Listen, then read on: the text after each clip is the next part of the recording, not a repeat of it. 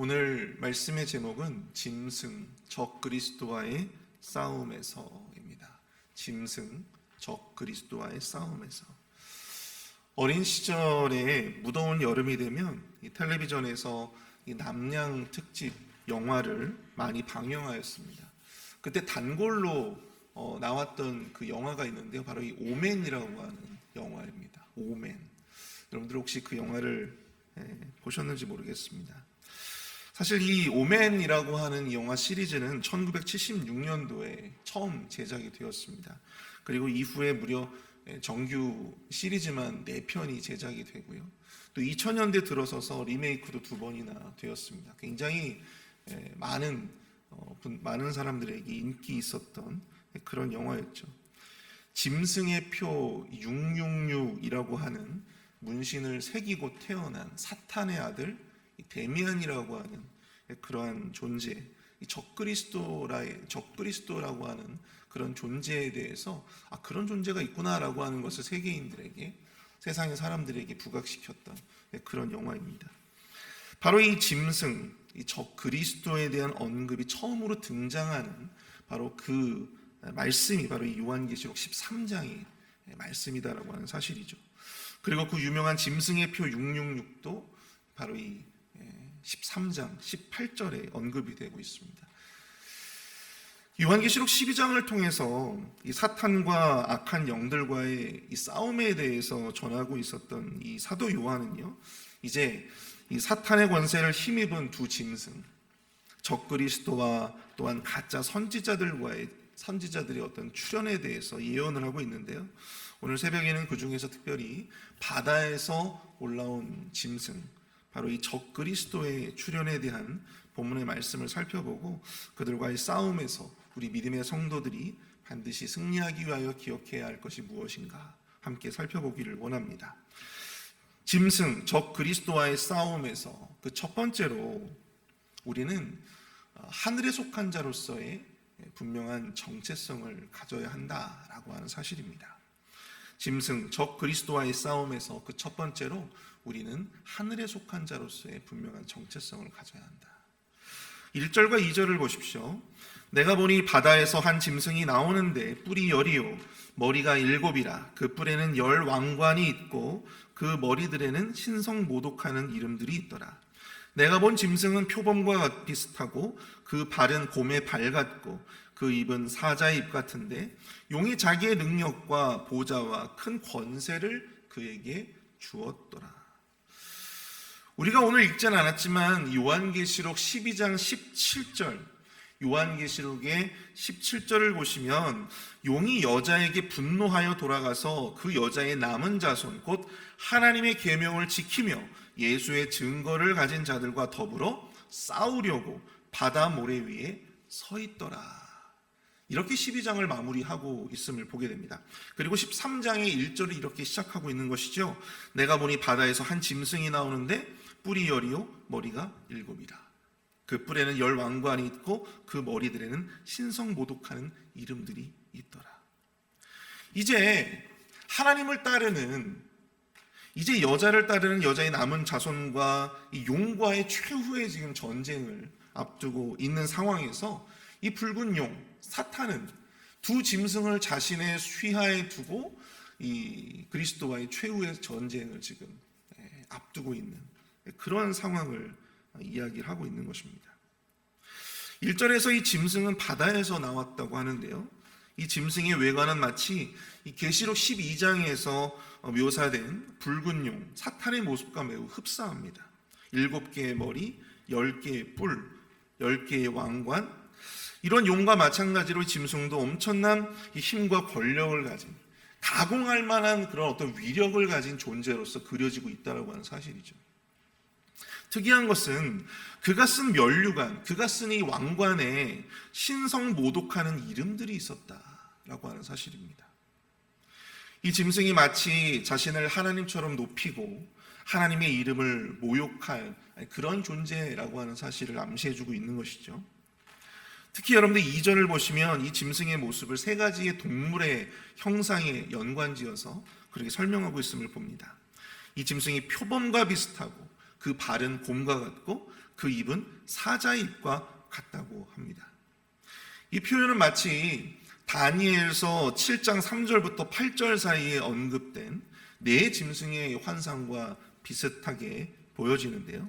거기에서도 이 다니엘에서 언급되어진 사자, 곰, 표범, 그리고 이름이 언급되지 않은 넷째 짐승은 당시에 이 세상의 어떤 그 강력한 힘으로 세상을 제압했던 이 네 개 큰 제국들을 상징한다고 학자들은 이야기하고 있습니다. 바벨론, 그리고 메데, 그리고 바사, 그리고 마지막에 이 로마 제국인 것이죠.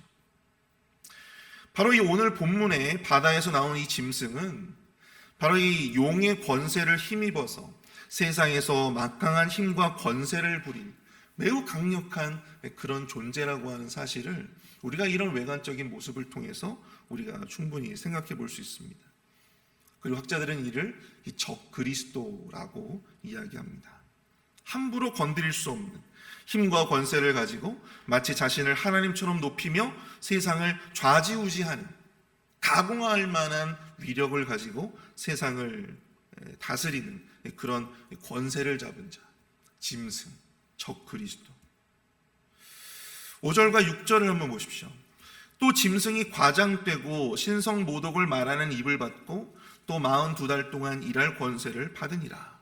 짐승이 입을 벌려 하나님을 향하여 비방하되 그의 이름과 그의 장막 곧 하늘에 사는 자들을 비방하더라. 적그리스도가 과연 누구냐? 적그리스도가 과연 어떠한 존재이냐? 라고 하는 것을 두고 역사적으로 참 많은 그런 논쟁과 논란이 있어 왔습니다. 사실 이 적그리스도를 어떤 한 인물로 특정하는 것이 매우 어려운 것이죠. 이것을 이 로마의 네로 황제이다 또는 대대적으로 이 기독교인들을 박해해왔던 도미티안이다라고 이야기하는 사람들도 있었고, 또 독일의 히틀러나 스탈린과 같은 그런 독재자들을 상징한다고 보기도 하였습니다. 또 어떤 사람들은, 어떤 학자들은 이것이 어떠한 인물, 어떤 사람을 특정하는 것이 아니라 하나님의 가치를 훼손하고 또 하나님의 어떤 그 말씀의 유산을 인정하지 아니하는 모든 어떤 인간들의 어떤 사상들, 혹은 이 공산주의와 같은 어떤 체제들, 아니면 이 돈을 우상화하는 자본주의와 또한 이런 어떤 만몬주의와 같은 어떤 그러한 눈에 보이지 않는 그러한 사상과 집단, 체제, 이런 것이라고 보는 사람들도 있습니다. 사실 적 그리스도가 과연 누구냐, 혹은 어떤 존재이냐라고 하는 것은 사실 우리에게 그렇게 큰 문제가 아닙니다. 왜 그렇습니까? 성경은요, 그것이 누구냐라고 하는 부분에 대해서 분명하게 특정하고 있지 않다라고 하는 것이거든요. 그것은 무엇입니까?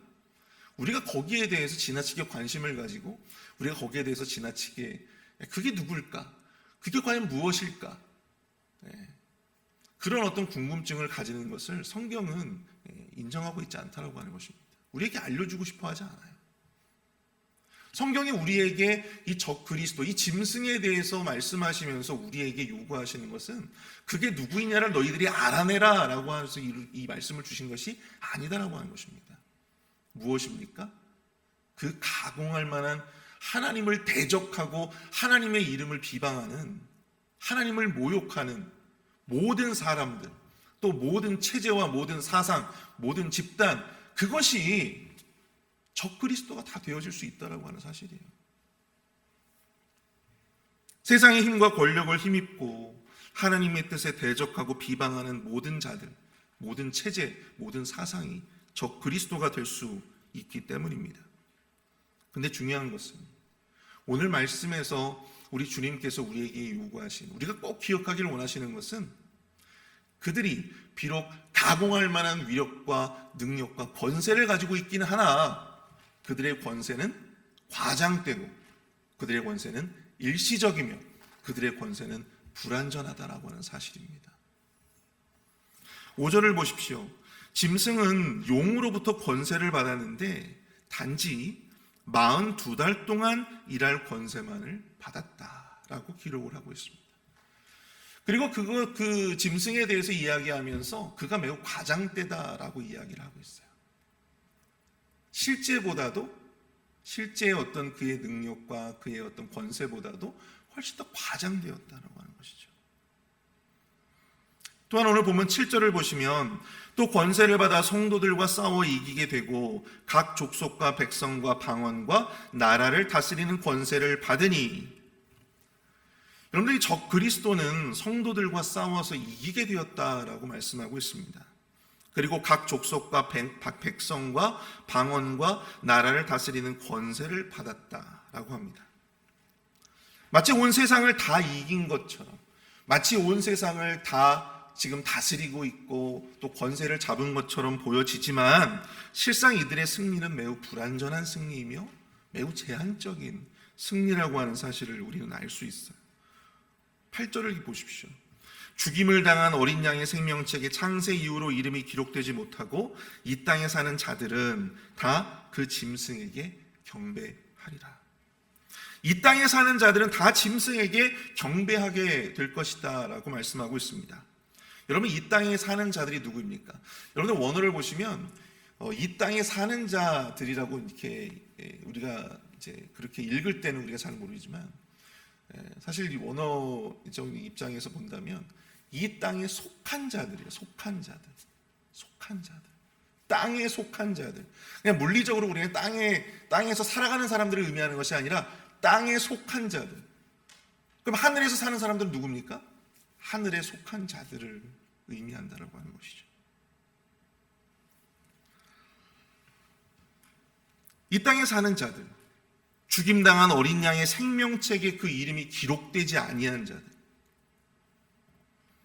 이 말을 바꿔 말하면 생명책에 기록되어진 이름들, 이 땅에 속한 자들이 아니라 하늘에 속한 자들은 짐승에게 경배하지 않을 것이다 라고 하는 것을 우리에게 암시해주고 있다고 하는 것이죠. 마치 그들이 세상의 모든 경배를 지금 받고 있는 것처럼 보이지만, 세상의 모든 자들을 다스릴 수 있는 권세를 받은 것처럼 보이지만, 실상은 그들이 다스릴 수 있는 자들은 땅에 속한 자들 뿐이고, 그들의 경배를 받을 수 있는 자들은 땅에 속한 자들의 경배만을 받을 수밖에 없다라고 하는 사실입니다. 마치 그들이 세상을 모두 이긴 것처럼 보이지만 그들의 승리는 단지 땅에 속한 자들을 향한 승리일 뿐이고 땅에 속한 자들을 향한 그러한 권세일 뿐임을 말씀하고 있는 것입니다. 사랑하는 성도 여러분, 큰 붉은 용, 이 사탄으로부터 그 강력한 힘과 권세를 위임받은 짐승, 바로 이 적 그리스도, 우리가 오늘 본문에서 살펴보고 있듯이 이 존재는 매우 위협적이고 또 매우 강력한 존재입니다. 그들이 소유한 힘과 권세로 하나님의 사람들을 핍박하고 하나님의 말씀과 또 하나님의 가치를 훼손하고 하나님을 모욕하고 또 하나님의 영광을 마치 자신의 영광인 양 가로채는 하나님을 모독하는 자들, 또 그러한 사상들, 또 그러한 체제들, 그러한 집단들. 그러나 여러분, 그들의 승리는요, 그들의 권세는 매우 일시적이고 또 매우 제한적일 뿐입니다. 그들 스스로 자신의 입으로 과장해서 부풀려서 그렇게 보여지지만 그 모든 것이 다 허상일 뿐이다 라고 하는 사실을 오늘 말씀은 우리에게 이야기해 주고 있는 것이죠. 인간의 역사는 바로 그러한 하나님에 대한 적 그리스도, 또 그러한 세력들의 도전과 교회의 응전의 역사였습니다. 그리고 그 과정에서 수많은 적 그리스도들이 흔적도 없이 사라졌습니다. 물론 앞으로도 계속해서 그러한 존재들은, 그러한 자들은 나타날 것입니다. 그러한 사상들, 하나님을 대적하는 그러한 사상들과 집단들, 그러한 자들은 앞으로도 계속해서 생겨나게 될 것입니다. 그런데 중요한 것은 그때뿐이다라고 하는 사실이죠. 그들의 승리와 권세는 결코 영원할 수 없습니다.